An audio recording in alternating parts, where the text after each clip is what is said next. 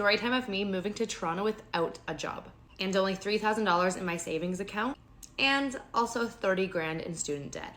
Not a great start. I was 23 years old at the time and living on the East Coast for work, and every day of my life felt extremely monotonous. A lot of my friends at the time were in very serious relationships in their early 20s, and I didn't feel like I was living my 23-year-old single life. It also didn't help that I was watching Sex and the City on the weekends. I was dying to live in the city. So I actually came to Toronto for a work conference, and within 30 days after that trip, I was living here. I don't know what it was, within 4 days of being downtown Toronto, I was hooked.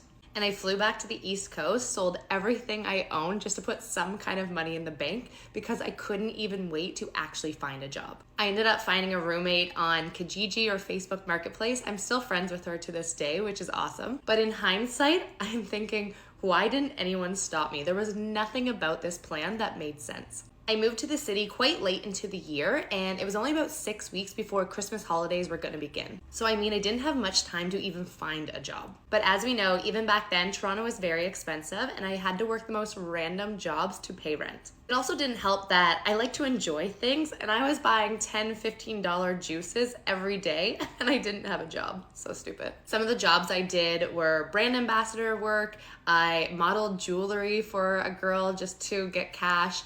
I worked in the beer store. I did so much in those 6 weeks before I went home for Christmas. And my family was not too happy, and my friends were a little concerned. I left a very stable job on the East Coast. I had a commerce degree. Everything was going well, and it seemed to them that I kind of just threw it all away and took all this risk. But in the back of my head, I knew there was something bigger and better out there for me. By mid-January, after the holidays, I finally found a full-time job, and I actually worked for HelloFresh for many years. In that job, I mainly focused on growing influencer marketing within HelloFresh all throughout Canada. So if you ever saw any type of mommy blogger post about HelloFresh back in like 2017, 2018, 2019, that was me behind the scenes. So right now, if you're sitting there having that same feeling I did 7 years ago when I was 23, where I just felt there's more out there and whatever I'm doing right now, this is not it. My story is proof that even if you think it's a huge risk and there's so many unknowns, it's so worth it. But I'm not denying that it may be a rough, bumpy road on the way to get there,